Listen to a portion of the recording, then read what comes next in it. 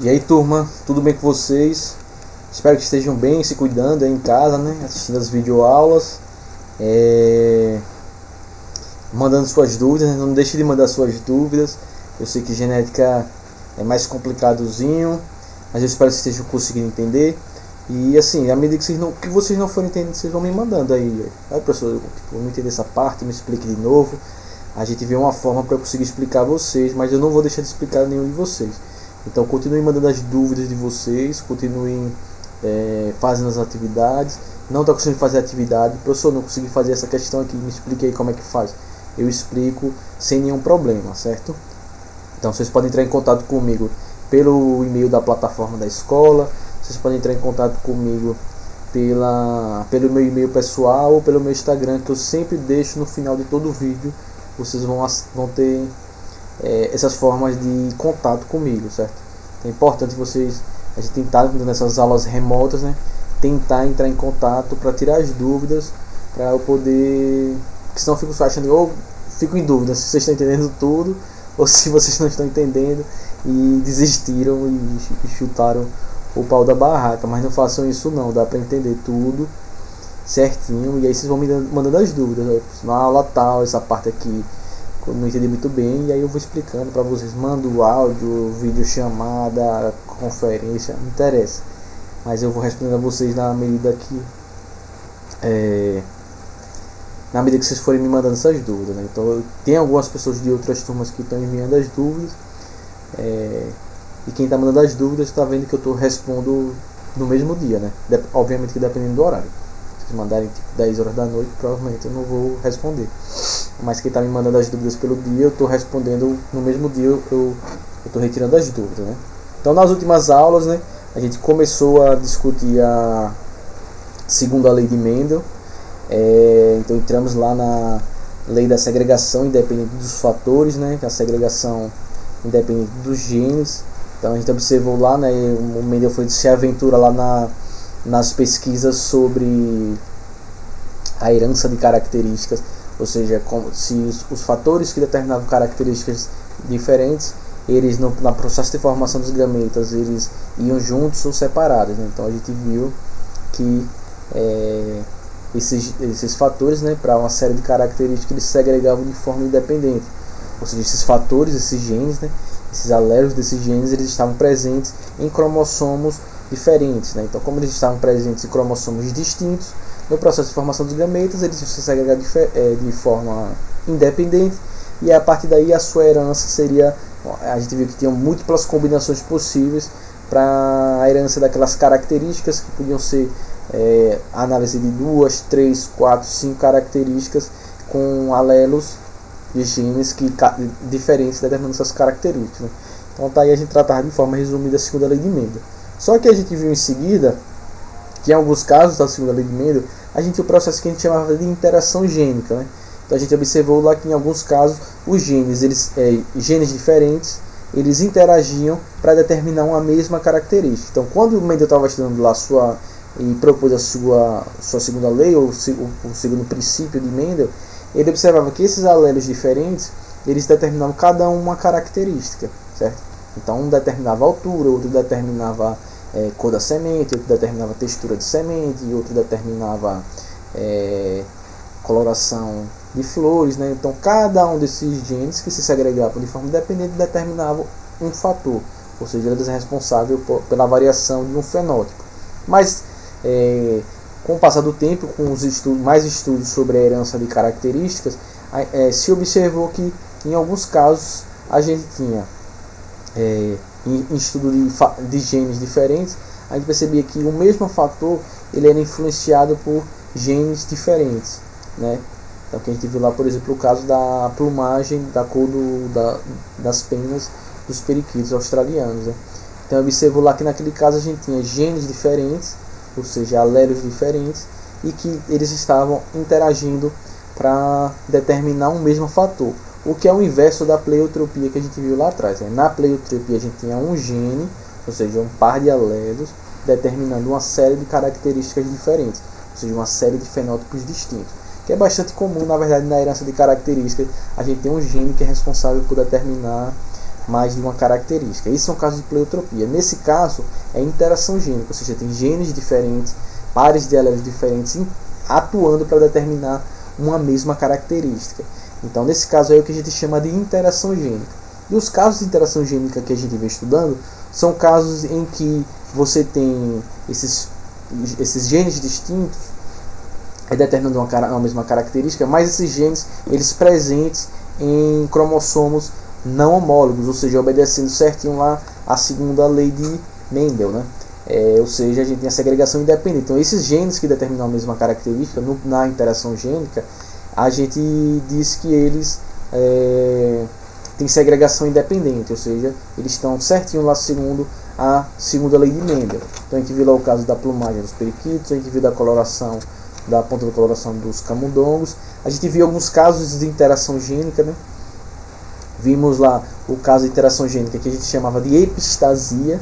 O que era epistasia mesmo? A epistasia era aquele caso em que a gente tinha genes que silenciavam ou inibiam a ação de outros genes, né? Então, os genes epistáticos eles silenciavam a ação de outro gene. Então, um outro gene ia determinar uma certa característica, por exemplo, a cor dos pelos dos labradores, né, do cachorro.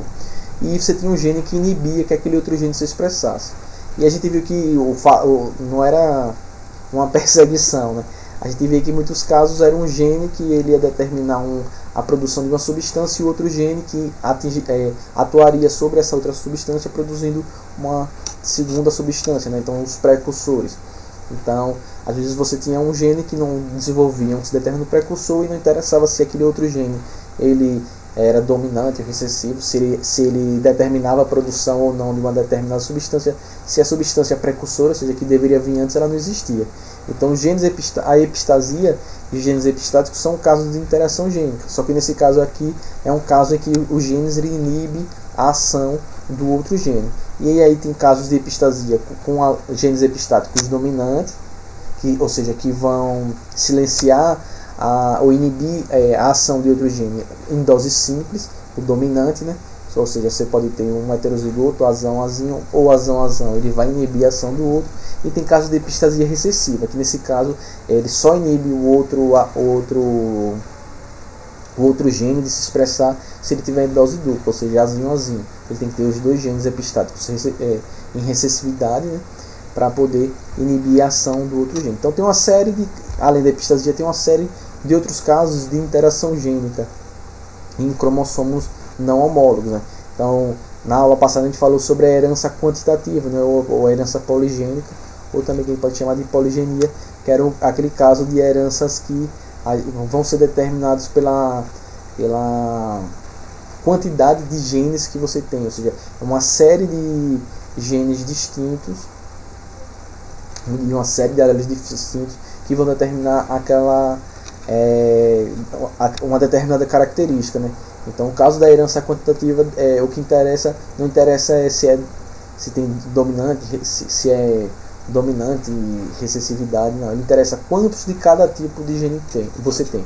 Ou seja, da série de genes diferentes, quantos alelos dominantes você tem e quantos recessivos você tem. Então, a variação do número de genes, de tipos de genes, é que vão determinar a característica. Então, geralmente, as heranças quantitativas elas vão seguir, o que a gente falou, a curva normal de distribuição, né? Ou seja, os fenótipos mais extremos eles vão ter menor quantidade nas populações, né? E os intermediários eles vão estar em maior quantidade. E aí, para matar as que são uma questão de herança quantitativa, geralmente aquelas características que você enumera ela, ou seja, você conta ela, né? Então, altura, peso, padrões, variações de tonalidade. Não são. A gente pode cuidar para não confundir, como o caso lá do periquito, que você tinha 4 tipos de cores diferentes. Nesse caso de herança quantitativa, por exemplo, em cor, quando você vai indo você tem uma graduação, ou seja, você vai, por exemplo, de uma tonalidade de cor mais escura até uma mais clara, né? Então, vi lá no trigo, do vermelho escuro do trigo até o trigo branco, né? Vermelho escuro, vermelho médio, vermelho claro, branco. Então, geralmente, os casos de herança quantitativa, vocês conseguem matar quando a questão ela vem falar sobre essa gradação, né? Então, quando ele fala de características que vai vai se alterando de forma gradativa, aí geralmente eles matam que se trata de uma questão de herança quantitativa, certo? E é importante a gente entender que todas essas expressões de herança, elas foram se dando ao longo do tempo, né? Então, por exemplo, como eu já conversei com vocês, né, lá desde que Mendel desenvolveu os seus estudos lá em 1865, nessa época a gente tinha um pouco conhecimento sobre citologia, ou seja, sobre as células, sobre o comportamento das células. Ele era muito pouco conhecido ainda, né? Foi anos depois do desenvolvimento desses teoremas e princípios de Mendel que a gente continuou a aprofundar essas ideias, né? Então, a noção do núcleo, a noção dos cromossomos, a noção das divisões celulares, né? Da mitose, da meiose, e para hereditariedade, fundamentalmente foi importante o conhecimento sobre a meiose, né? Já que ela estava intrinsecamente relacionada aos processos de fecundação e de reprodução. Então, como a gente já sabia que a reprodução, os gametos eram fundamentais, eram os elos centrais, né, da herança das características, né? Então, quando se conheceu o processo de meiose, né, que é aquela divisão celular em que tem a redução do número de cromossomos, e que se descobriu que a meiose ela é responsável pela manutenção do número de cromossomos de uma espécie. Ou seja, a formação dos gametas a partir da meiose é que ela determina que o número de cromossomos de uma espécie permaneça sempre o mesmo. Então a gente tem 46 cromossomos, todos nós, salvo aqueles indivíduos, né, com exceção, claro, das pessoas que têm alterações cromossômicas, ou que chamam das aberrações cromossômicas, que tenham números distintos de cromossomos, né, 47, 44, 46, né, mas aí são casos que essas pessoas elas não conseguem, elas geralmente são estéreis, né, ou seja, elas não conseguem formar gametas, por aí vai. Mas cerca de 20 anos depois, né, que Mendel fez os estudos de seus princípios, uma série de cientistas diferentes, né, de biólogos diferentes, mas nesse período de 1884, né, 1885, então mais ou menos 20 anos depois das ideias e princípios de Mendel, né, então o Weismann, Strasburger, ou seja, uma série de biólogos diferentes, não necessariamente precisa saber os nomes deles, eles começaram a acreditar e defender nos seus artigos que na verdade os cromossomos eles eram os responsáveis pela herança das características. Então veja que lá em Mendel, como ele não tem esse conhecimento da citologia, ele acreditava fatores nos gametas, né? Que ele não sabia o que era isso. E aí esses cientistas, 20 anos depois, eles vinham sugerindo que na verdade eram os cromossomos, já que os cromossomos eles eram herdados eles eram herdados nos gametas, que o número de cromossomos ele permanecia igual, né, de uma geração para outra, né? Então esses cientistas eles começaram a sugerir que os cromossomos eram os fatores que determinavam a herança das características. Lembre que o trabalho de Mendel só foi ser descoberto lá em 1900. Então esses sujeitos eles estavam trabalhando bem independente do que as coisas que Mendel vinha propondo, né? Que principalmente de Mendel, que fundamental foi na quantificação, né? Ele identificar a quantificação, ou seja, ele dá valor e observa que existe uma regra de herança, né? Então, mas era muito suficiente nessa noção dos cromossomos serem esse fator. Então, lá nos anos 1900, 1903, com a redescoberta dos trabalhos de Mendel, então, alguns biólogos, né, cientistas, eles queriam identificar esses fatores mendelianos, esses fatores de herança que Mendel descobriu como eles funcionavam, né? Mas ele não sabia exatamente o que é. Então, alguns cientistas, como o americano, Sutton, sei lá como pronuncia, o Sutton, ele começou a querer catar que fator, onde é que estava esse fator, né? Então ele estudava gafanhotos, né? E aí ele estudando a formação dos gametas, dos gametas dos gafanhotos, ele percebia que no processo de meiose, na formação dos gametas, ele percebia que os cromossomos homólogos, né, os pares de cromossomos, desde que os estudos anteriores eles diziam que eram os cromossomos que eram responsáveis, certo? Ele percebeu que esses cromossomos eles se segregavam na formação dos gametas, então estudando lá a formação dos gametas dos gafanhotos, então ele percebeu que esses cromossomos homólogos eles se segregavam ou seja, eles se separavam de forma semelhante ao que era proposto na segregação, na separação dos fatores por Mendel.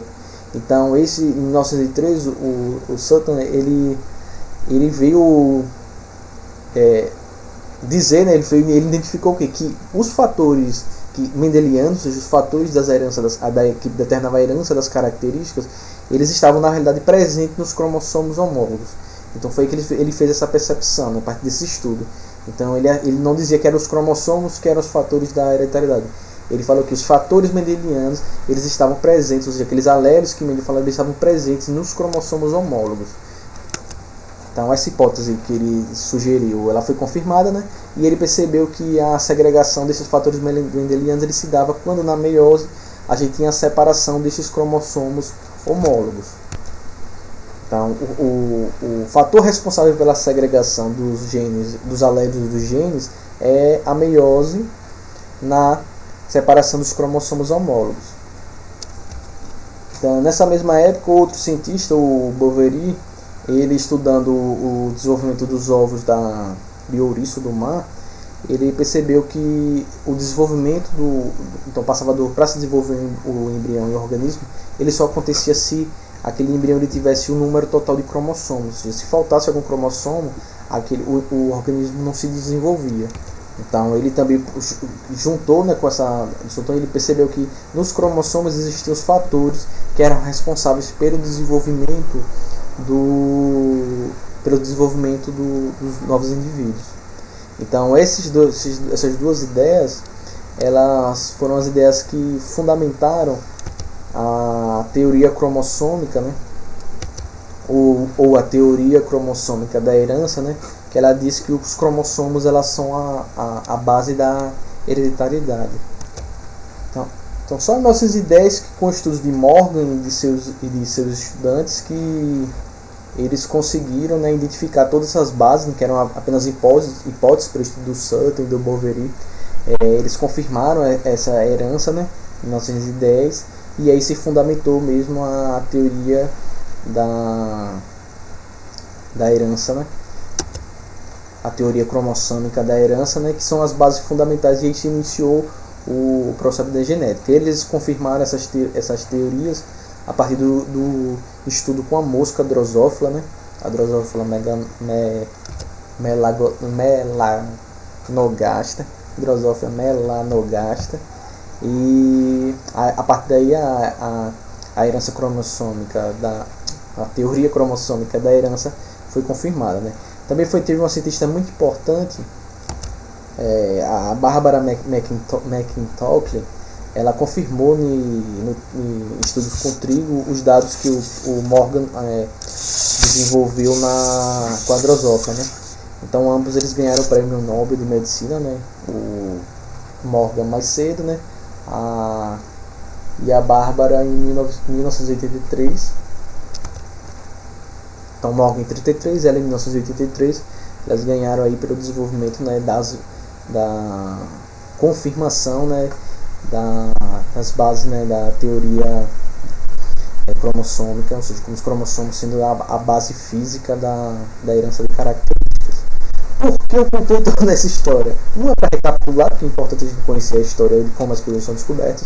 Outra coisa, porque foi a partir dessa noção dos cromossomos, da meiose, da separação dos cromossomos homólogos, que se acabou descobrindo, foi possível descobrir um padrão de herança que se não tivesse essa descoberta de que os cromossomos são a base física da herança de características, tinha um certo grupo de herança de características que ficaria no campo nebuloso, que é o que a gente chama de um tipo de interação gênica, que a gente chama da ligação gênica, ou da que a gente também chama de linkage. O que é a ligação gênica? Então o que a gente viu anteriormente, que existiam interações gênicas ou não, né? Então a gente tinha fatores que se segregavam de forma independente, segundo a lei de Mendel, para determinar algumas características. E a gente viu que em alguns casos esses fatores que se segregam de forma independente, eles poderiam interagir para determinar uma característica, ou para inibir alguma característica no caso da epistasia, ou para determinar outra característica no caso da herança quantitativa. Mas o que aconteceu? O Morgan e outros cientistas estudando, eles perceberam, principalmente estudando a Drosophila, que existiam algumas características que eles iam estudar a herança delas e que o padrão esperado ela não seguia ao padrão da segunda lei de Mendel, né? Então eles estudaram a herança de duas características e ele via que não caía naquele padrão, na proporção mendeliana da segunda lei de Mendel. Ele via que essas proporções elas eram muito distintas. E aí foi o que eles perceberam que na realidade, com esse estudo deles, né, da noção lá da herança dos cromossomos como essa base física, eles perceberam que às vezes existiam genes que estavam em ligação. O que significa dizer? Eles perceberam que existiam genes que eles estavam presentes no mesmo cromossomo, certo? Então, até aquele momento, as contribuições de Mendel, ela sempre analisava casos em que a gente estudando vários genes para determinar várias características diferentes, mas esses genes eles sempre estavam em cromossomos não homólogos, ou seja, esses genes eles estavam em cromossomos diferentes. Então, quando eles se segregavam de forma independente. Só que nos estudos do Morgan, eles descobriram, estudando uma série de características na mosca, na Drosophila melanogaster, que algumas características elas eram ligadas, ou seja, a segregação e a formação de alguns e a herança de algumas características e a herança de alguns genes, eles aconteciam de forma combinada, ou seja, aqueles genes eles estavam presentes no mesmo cromossomo.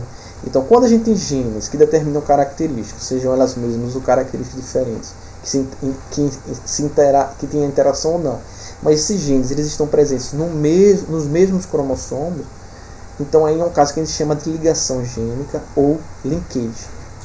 O que linkage significa ligação de fatores, esses fatores que são genes. Então a ligação gênica é um caso de herança em que os genes estão ligados. Então, por exemplo, num caso de segregação independente, então a gente tem dois genes aqui, o gene A e o gene B, e seus alelos, né? Azão, Azinho, né? Bezinho. Então veja lá na formação dos gametas, olha, lá em cima, né? Então temos lá o cromossomo duplicado azão, vermelho, né? O cromossomo duplicado do azinho, que é o rosa, o cromossomo duplicado bezão, que é o verde, e o cromossomo duplicado quando está o x, né? Você tem um cromossomo, quando ele se duplica para fazer divisão celular, ele fica formando esse x, o bezinho. Então o que acontece lá? As células lá vão fazer lá a meiose. Então tem lá a meiose 1, olha, vai dar origem a talare, as duas células. Essas células se dividem, certo? São as duas possibilidades, de um lado e do outro. Então você tem a célula, ela vai sofrer a divisão celular, ou seja, tem lá os 4 cromossomos duplicados. Aí passa para ter 2 cromossomos duplicados, lá o vermelho e o verde, e o rosa e o azul. Ah, professor, mas por que tem 4 nessa linha? Porque lembre lá atrás que a gente conversou, tem duas possibilidades, né? A primeira, que é a da lado esquerda, e a segunda, de tipos de gametas. Então o que acontece? Veja lá que ao final tem lá os gametas possíveis dessa célula, né? Um gameta que tem o cromossomo que tem um alelo azão, bezão, o outro que tem um azinho, bezinho, o outro que tem um azão, bezinho e outro que tem um azinho, bezão. Então aquela primeira célula ali ela pode formar esses quatro tipos de gametas diferentes, porque aí tem uma segregação independente, certo? O que é que acontece no processo de linkage ou de ligação gênica? Veja lá que os cromossomos, os genes, eles estão no mesmo cromossomo, certo? Então, veja lá que a gente tem lá um cromossomo. Veja que o gene azão, ele está no mesmo cromossomo que o gene bezão. E o gene azinho, ele está no mesmo cromossomo que o gene bezinho. Veja que é diferente lá do primeiro lá. Lá cada gene está em um cromossomo diferente. Então, o cromossomo vermelho e o rosa, você está vendo cada está no cromossomo. Nesse caso aqui de ligação gênica, veja que o gene Azão e o gene Bzão estão no mesmo cromossomo. E o gene Azinho e o gene Bzinho estão no mesmo cromossomo. Então, nesse caso aqui na divisão celular, a gente forma esses 4 gametas aqui, certo? Só que esses gametas eles vão interagir de forma conjunta. Ou seja, na ligação gênica, a gente tem lá um gameta que tem o alelo Azão, Bzão, mas esses dois alelos eles estão no mesmo cromossomo, eles estão ligados. Lá no outro caso não, na segregação independente você tem um genótipo, ou seja, um gameta que tem um gameta Azão, Bzão, mas eles estão em cromossomos diferentes.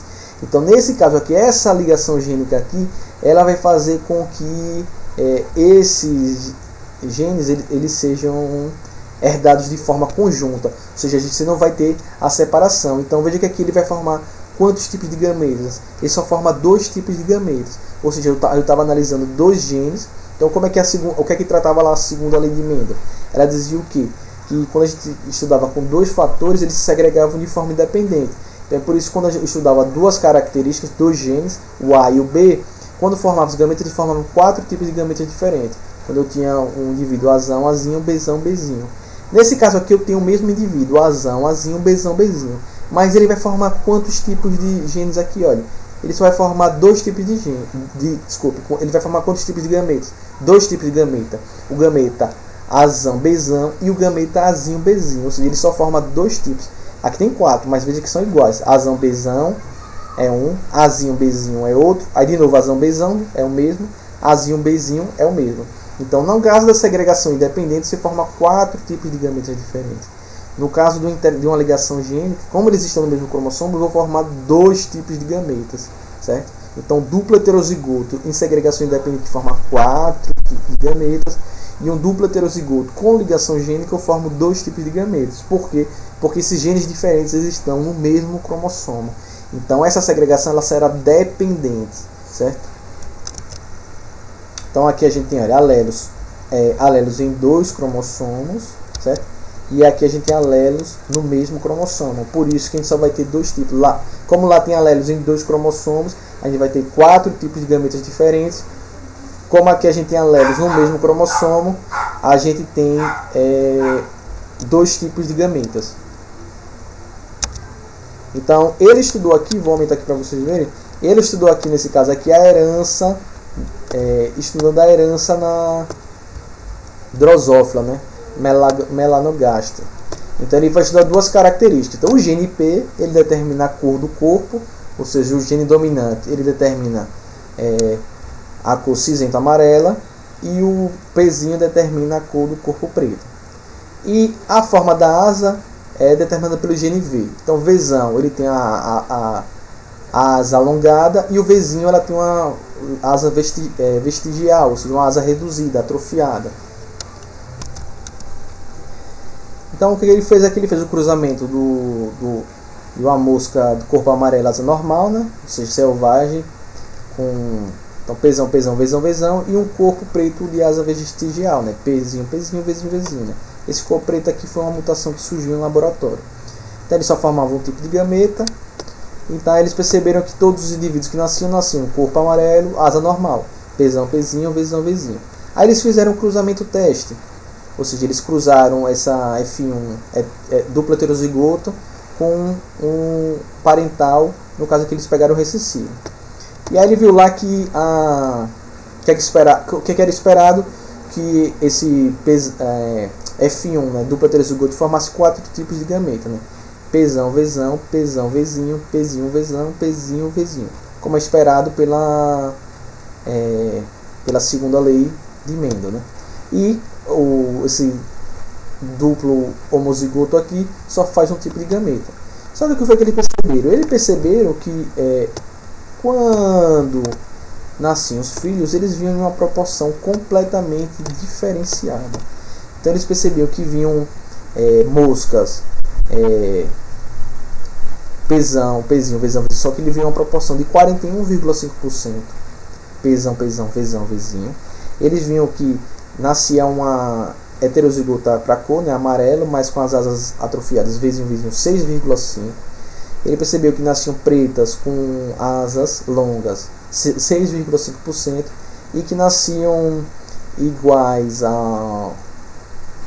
ou seja, duplo recessivo, 41,5%.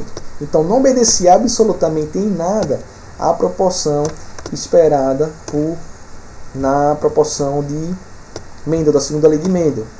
Então ele pensando, por mais que a fêmea dupla heterozigota aqui de F1 ela produzisse 4 gametas, para nascer essa proporção diferente aqui, ele percebeu que esses gametas eles não nasciam com a mesma proporção, ou seja, ela não formava 4 gametas com 25% Pzão Vzão, 25% Pzão Vzinho, 25% Pzinho Vzão e 25% Vzinho Vzinho, que era esperado na proporção de Mendel.